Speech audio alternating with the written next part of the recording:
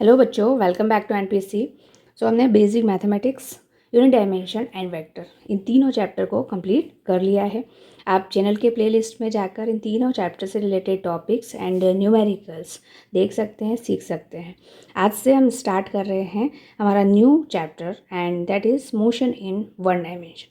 Okay, motion in one dimension में काफ़ी सारी चीज़ें हैं, जैसे रेस्ट मोशन क्या होता है, स्पीड वेलोसिटी क्या होती है, डिस्टेंस डिस्प्लेसमेंट, एक्सेलरेशन, फिर मोशन अंडर ग्रेविटी, काफ़ी सारी चीज़ें हैं। तो वन बाय वन हम सारी चीज़ें डिस्कस करेंगे और उनसे रिलेटेड न्यूमेरिकल्स भी करेंगे। ओके, इस चैप्टर में न्यूमेरिकल्स ज़्यादा आने वाले हैं। ठीक है, तो अब वन बाय वन हम सभी टॉपिक्स को ईजीली सीखेंगे। ओके, और उससे रिलेटेड जो न्यूमेरिकल्स हैं वो आप आसानी से कर पाओगे। इस तरह से मैं आपको ट्रिक बताऊं। ठीक है, तो इस वीडियो को भी आपको एंड तक देखना है ताकि आप इंट्रोडक्शन में इनर्शियल और नॉन इनर्शियल फ्रेम क्या होती है ये चीज़ें सीखें, and 1D 2D and 3D क्या होता है ये हम डिस्कस करने वाले हैं आज की वीडियो में। क्लियर? तो चलिए स्टार्ट करते हैं। Introduction, simply motion in one dimension. Motion क्या होता है?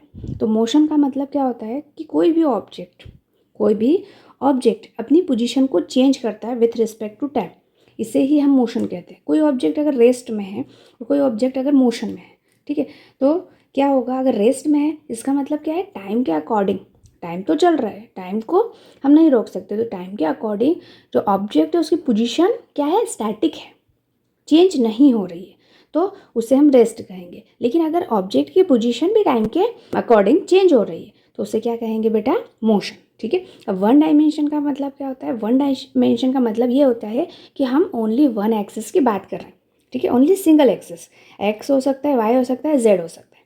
ठीक है, इन तीनों के बीच में और लगा हुआ है। सिंपली हमें कन्फ्यूजन ना हो इसके लिए हम ओनली एक्स एक्सिस का ही यूज़ करते हैं कि हम सिंपली अगर स्ट्रेट लाइन में मूव कर रहे हैं तो ये हमारा वन डायमेंशन मोशन है। ओके, या रेक्टिलिनियर मोशन है या स्ट्रेट लाइन मोशन है। अब वन डायमेंशन मोशन के जो एग्जांपल्स है डेली लाइफ, वो हम सोच सकते हैं क्या क्या हो सकते हैं। ठीक है, जैसे सपोज एक कार जो है वो स्ट्रेट लाइन में मूव कर रही है तो ये क्या हो सकता है? One dimension motion. एक ट्रेन है जो सिंगल ट्रैक पर मूव कर रही है, ये वन डायमेंशन मोशन हो सकता है। ठीक है, अगर आपने एक बॉल को वर्टिकली थ्रो किया है अपवर्ड डायरेक्शन में तो ये वन डायमेंशन मोशन हो सकता है। एंड सपोज लिफ्ट में आप बैठे हो तो लिफ्ट ऊपर नीचे जाती है। ठीक है, तो ये भी आपका बेटा वन डायमेंशन या स्ट्रेट लाइन मोशन है। Okay, clear? ये समझ में आ गया आपको? अब इस वन डायमेंशन में जो एक टर्म आता है फ्रेम ऑफ रेफरेंस, ये बहुत ज़रूरी है आपको समझने के लिए। ठीक है, तो फ्रेम ऑफ रेफरेंस क्या होता है? सिंपली फ्रेम ऑफ रेफरेंस का मतलब होता है आपकी लोकेशन। ठीक है, सपोज आप एक ट्रेन में हैं, ठीक है, और एक बंदा ट्रेन के बाहर है। ठीक है, अगर आप ट्रेन में हैं और ट्रेन आपके रिस्पेक्ट में कोई दूसरा व्यक्ति अगर आप देखोगे तो वो क्या है? रेस्ट में है। ठीक है, आप क्या होगे कि ये रेस्ट में है, ट्रेन तो मूव कर रही है, लेकिन ट्रेन के बाहर जो बंदा है उससे क्या लगेगा कि आप ट्रेन के साथ मूव कर रहे हो। ठीक है, इसका मतलब क्या है कि एक ही टाइम पे रेस्ट और मोशन दोनों का कॉन्सेप्ट आ जाता है। ठीक है, तो एक्चुअली में क्या है? रेस्ट और मोशन क्या है? एक दूसरे से रिलेटिव थिंग्स है। ओके, जैसे सपोज आप खड़े हो, आपके अराउंड बिल्डिंग्स हैं, काफ़ी सारी चीज़ें हैं जो रेस्ट में हैं। ओके, तो आपको क्या लगेगा कि आप रेस्ट में। फ्रेम ऑफ रेफरेंस का मतलब क्या है? लोकेशन जहाँ से आप ऑब्जर्व कर रहे हैं थिंग्स को। क्लियर? सपोज अब मैंने क्या कहा था कि सारी चीज़ें आपके रिस्पेक्ट में, बिल्डिंग है, जितनी भी चीज़ें आपको रेस्ट में दिख रही है। ठीक है, लेकिन ये हम अर्थ के ऊपर रहकर देख रहे हैं तो आपको रेस्ट में दिख रही है।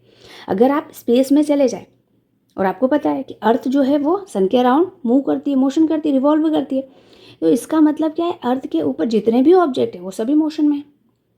ओके, अर्थ से बाहर आप पर स्पेस में जाके देखें तो सभी ऑब्जेक्ट आपको मोशन में दिखेंगे। ठीक है, या अर्थ के ऊपर आपको बिल्डिंग्स, ट्रीज, ये सब दिखेंगे रेस्ट में। तो जो चीज़ें होती हैं वो फ्रेम ऑफ रेफरेंस मतलब आपकी लोकेशन के हिसाब से रेस्ट और मोशन में चेंज होती हैं। ये चीज़ समझ में आई? यहाँ पे आपको दिख रहा है कि ये 3 कोऑर्डिनेट्स हैं, एक्स वाई एंड जेड। ठीक है, ये तीनों एक दूसरे से क्या है? परपेंडिकुलर है। और एक ऑब्जेक्ट है यहाँ पर पी जो कि तीनों एक्सिस में है। तीनों एक्सिस में जैसे कि एक बर्ड उड़ रहा है तो वो क्या कर सकता है, वो आगे भी जा सकता है, पीछे भी जा सकता है, ऊपर भी नीचे भी, यानी कि वो 3 डायमेंशनल मोशन कर सकता है। ठीक है, तो ये यहाँ पर एक बर्ड बैठा हुआ है, अब ये XYZ तीनों डायरेक्शन में जा सकता है, इसलिए ये 3D मोशन हो गया। ठीक है, अब देखो फ्रेम ऑफ रेफरेंस जो है वो 2 टाइप्स के होते हैं, एक तो होता है इनर्शियल फ्रेम ऑफ रेफरेंस, एक non inertial frame of reference. Okay, inertial frame of reference वो होता है, इनर्शियल फ्रेम ऑफ रेफरेंस मतलब वही आपकी लोकेशन। ठीक है, वो होता है जो कि न्यूटन्स की लॉ को होल्ड करता है। न्यूटन ने ये कहा था कि अगर एक ऑब्जेक्ट रेस्ट में है तो वो रेस्ट में रहेगा, और एक दूसरा ऑब्जेक्ट मोशन में है तो वो मोशन में ही रहेगा, जब तक कि आप उस पर एक्सटर्नल फोर्स अप्लाई नहीं करेंगे उसकी पोजीशन चेंज नहीं होगी। रेस्ट वाला रेस्ट में ही रहेगा और मोशन वाला ऑब्जेक्ट मोशन में ही रहेगा। ठीक है, तो जो भी चीज़ें न्यूटन के लॉ को होल्ड करती हैं वो इनर्शियल फ्रेम ऑफ रेफरेंस कहलाती है। ठीक है, कि सपोज़ एक बंदा है वो रेस्ट में है, ठीक है, या फिर वो बैठ गया है कार में और कार को वो एक पर्टिकुलर स्पीड से, वेलोसिटी से, एक फिक्स वेलोसिटी से, कांस्टेंट वेलोसिटी से मूव कर रहा है। ठीक है, तो क्या होगा, ये दोनों ही चीज़ें इनर्शियल फ्रेम ऑफ रेफरेंस में आएंगी। ओके, जैसे देखो मैंने यहाँ पे लिखा हुआ है कि या तो रेस्ट में हो सकता है, ठीक है, या फिर कांस्टेंट वेलोसिटी से हो सकता है रेफरेंस में। और non inertial frame of reference में वो चीज़ें आती हैं, यहाँ पे एक्सेलरेटेड के प्लेस पे नॉन एक्सेलरेटेड कर लीजिए। ठीक है, नॉन एक्सेलरेटेड मतलब एक्सेलरेशन 0। अब ये एक्सेलरेटेड फ्रेम, ठीक है, ये क्या है, एक्सेलरेटेड फ्रेम ऑफ रेफरेंस जो है उनमें क्या होता है कि न्यूटन के लॉ को फॉलो नहीं करते हैं। ठीक है, उसमें स्पीड वगैरह सभी चीज़ें चेंज हो रही है। ठीक है, तो जैसे सपोज़ कि सडनली आप बस में बैठे और बस का ब्रेक लग गया। ठीक है, अब बस में ब्रेक लगेगा तो क्या होगा, आप आगे की तरफ थोड़े से जाएंगे। ठीक है, और जैसे ही अचानक से अगर बस चलना स्टार्ट करेगी तो आप पीछे की तरफ जाएंगे। तो ये बेटा non inertial frame of reference है।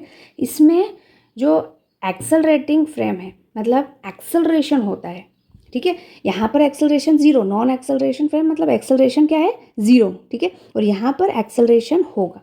ठीक है, एक्सेलरेशन का मतलब स्पीड कम, ज़्यादा, फास्ट, स्लो हो सकती है। तो ये चीज़ें हैं सभी इनर्शियल नॉन इनर्शियल फ्रेम में। क्लियर। अब हम थोड़ा सा ये देख लेते हैं कि 1D 2D एंड 3D ये तीनों चीज़ें क्या होती है और इनके डेली लाइफ एग्जांपल्स क्या हो सकते हैं। ठीक है, तो 1 डायमेंशन जो हम इस चैप्टर में पढ़ेंगे वो है, नेक्स्ट चैप्टर आपका 2 डायमेंशन आएगा। 2 डायमेंशन को हम प्लेन भी कहते हैं। ठीक है, प्लेन मतलब 2 कोऑर्डिनेट, आपको x या y या z या z या x, 2 अगर कोऑर्डिनेट हो तो हम उसे प्लेन कहेंगे।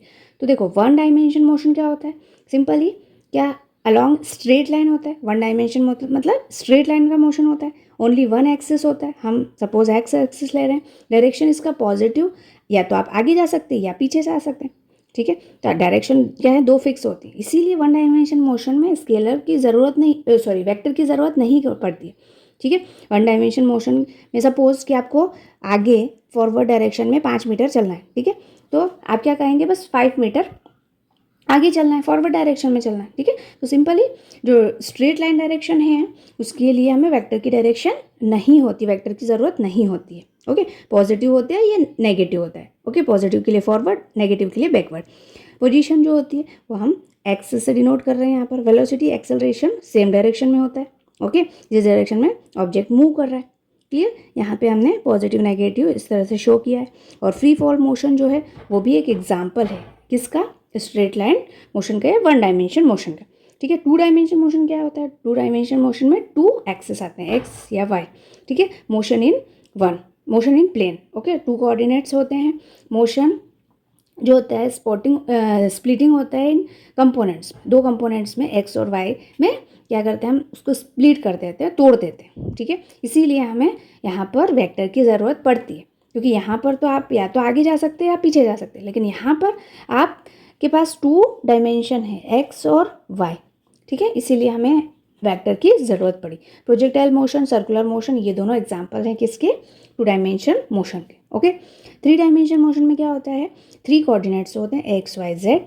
ओके, और इसमें एडवांस्ड वेक्टर की ज़रूरत पड़ती है, मोशन स्पेस में होता है एडवांस लेवल पे, और पोजीशन वेक्टर इस तरह से हम डिनोट करते हैं x i cap y j cap plus z k cap. ठीक है, यहाँ पर 2 डायमेंशन में भी पोजीशन वेक्टर को आप इस तरह से डिनोट कर सकते हैं, 2 ही कोऑर्डिनेट रहते हैं तो x i cap plus y j cap ले सकते हैं। क्लियर?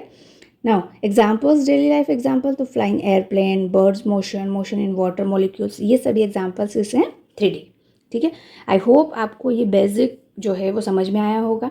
अब हम नेक्स्ट वीडियो में distance, displacement, speed, velocity, acceleration, बहुत सारे टॉपिक्स हैं और काफ़ी सारे न्यूमेरिकल्स भी मैं लेकर आई हूँ, तो आप प्लीज़ जुड़े रहिए और हमारी सपोर्ट करिए ताकि ज़्यादा से ज़्यादा बच्चों तक ये सब वीडियोस पहुँचें। ठीक है, इजीली उन्हें फिजिक्स में कोई प्रॉब्लम नहीं आए, यही मेरा इंटेंशन है। Okay, thank you so much everyone.